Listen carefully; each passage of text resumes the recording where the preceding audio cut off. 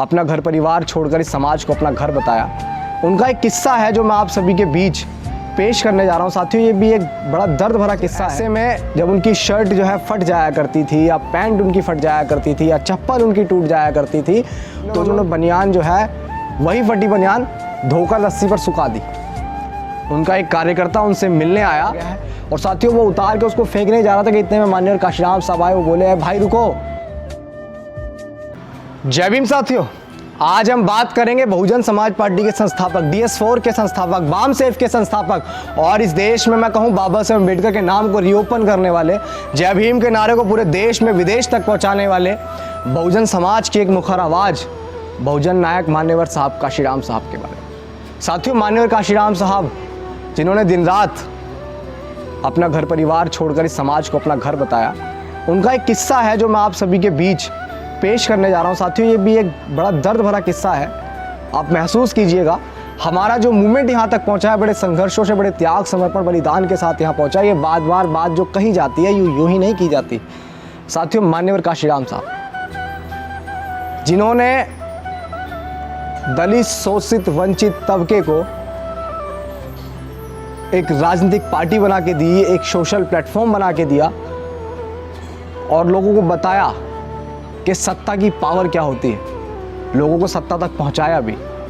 तो साथियों, आपको मैं उनका एक किस्सा बताना चाहता हूं। बड़ा दर्द भरा किस्सा है, बड़े ध्यान से आप इस किस्से को सुनिए। साथियों, मान्यवर काशीराम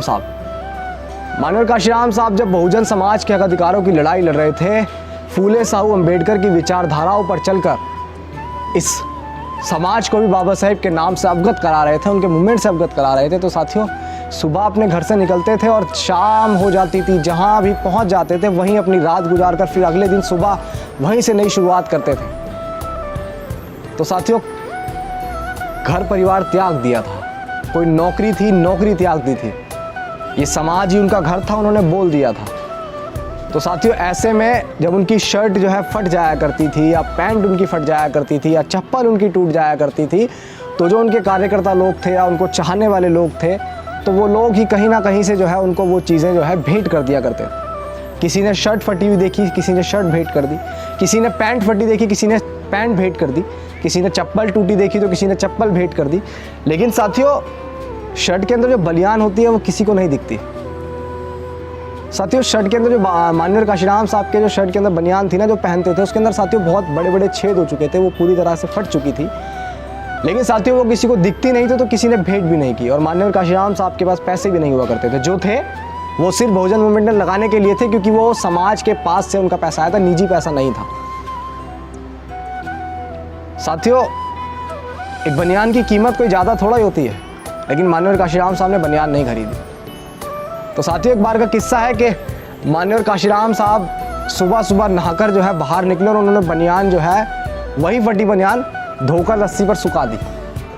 और साथियों, उसी रोज़ सुबह उनका एक कार्यकर्ता उनसे मिलने आया और उसने देखा कि बाहर रस्सी पर जो है फटी बनियान टंगी। तो उसको लगा कि कोई असामाजिक तत्व जो है मान्यवर काशीराम साहब के बाहर ये फटी बनियान जो है वो टांग कर चला गया। तो साथियों, उसने बड़े गुस्से में चिल्लाया कि किसने की है ये हरकत, कौन यहाँ पे ये फटी बनियान जो है टांग के चला गया है। और साथियों, वो उतार के उसको फेंकने जा रहा था कि इतने में मान्यवर काशीराम साहब आए। वो बोले, भाई रुको, इसको क्यों फेंक रहे हो, बनियान किसी और की नहीं, मेरी है। साथियों, इतना सुनकर जो है उस कार्यकर्ता की आंख में आंसू आ गए कि साहब, आप इतनी फटी बनियान पहन के जो है दिन रात लगे रहते हैं। तो साहब ने बताया कि यही बनियान थी मेरे पास, मेरे पास पैसे थे जो वो समाज से आए हुए थे, मैं उनको अपने ऊपर खर्च नहीं कर सकता। लेकिन ये है कि थी बनियान तो मैंने सोचा भी नहीं। तो आंखों में आंसू लिए वो कार्यकर्ता वहीं से तुरंत मार्केट की ओर चला जाता है साथियों, और एक जोड़ी बनियान मान्यवर काशीराम साहब को लाकर भेंट करता है और बोलता है कि साहब, मैं माफ़ी चाहूँगा कि हमें आपके बारे में पता नहीं था। तो साहब ने बोला, वो बनियान दोबारा उसको देकर के, ये लो भाई, अब तुम इस बनियान को फेंक सकते हैं। साथियों, वो कार्यकर्ता आंसू लिए मान्यवर काशीराम साहब के चरणों में लेट गया और रोने लगा। तो साहब ने उठा के बोला कि क्या हुआ, ये बनियान ही तो थी, इतना इसमें रोने वाली क्या बात है, कोई बात नहीं।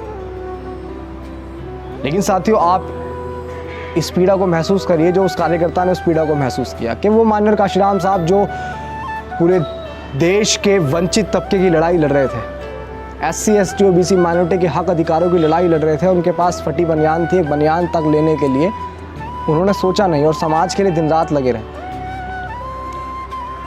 साथियों, उस पीड़ा को आप भी महसूस कीजिए। ये किस्सा जो आपके बीच में बार बार लेके आता हूँ ना साथियों, किस्से सिर्फ इसीलिए लेके आता हूँ कि आपके अंदर भी चेतना जो है वो बाबा साहेब अम्बेडकर की मूवमेंट में चलने के लिए जागे। आप भी बाबा साहेब अम्बेडकर, मान्यवर काशीराम साहब और फूले साहू, उन तमाम लोगों की विचारधाराओं पर चलकर जिन्होंने इस देश में बहुजन समाज के लिए उनके हक अधिकारों के लिए काम किया, कुर्बानी दी, त्याग, समर्पण, बलिदान देकर ये मूवमेंट यहाँ तक पहुँचाया, तो शायद आपकी भी जिम्मेदारी बनती है। बहुत बड़ा कर्ज है उन तमाम महापुरुषों का जिन्होंने अपना यथा त्याग, समर्पण, बलिदान इस समाज के लिए दिया है। हमारे जैसे तमाम नौजवान आज ऐशो आराम की ज़िंदगी जी पा रहे हैं तो उनके त्याग, समर्पण, बलिदान की वजह से। साथियों, मान्यवर काशीराम साहब ने अपना घर छोड़ा, अपना परिवार छोड़ा, कोई धन संपत्ति नहीं रखी, कभी किसी शादी में नहीं जाऊंगा, कभी किसी के मरे में नहीं जाऊंगा, किसी की खुशी में नहीं जाऊंगा, किसी के गम में नहीं जाऊंगा, ये समाज ही मेरा घर है, ये समाज ही मेरा परिवार है, जीऊँगा भी यहीं और मरूंगा भी यहीं। ये बात कहकर मान्यवर काशीराम साहब ने अपने जीवन को एक पल में बदल दिया। कब? जब उन्होंने बाबा साहेब अम्बेडकर को पढ़ा। तो साथियों, ये एक किस्सा था, जो दर्द भरा किस्सा मैं आपके बीच लेके आया था। उम्मीद करता हूँ कि आप इस किस्से को सुनकर और लोगों तक भी इसे पहुँचाने का प्रयास करेंगे और खुद भी बाबा साहेब अम्बेडकर के दिखाए रास्तों पर चलने का प्रयास करेंगे। मैं आपका भाई अभिषेक कुमार जाटव। जय भीम, जय भारत, जय संविधान, जय मान्यवर काशीराम साहब।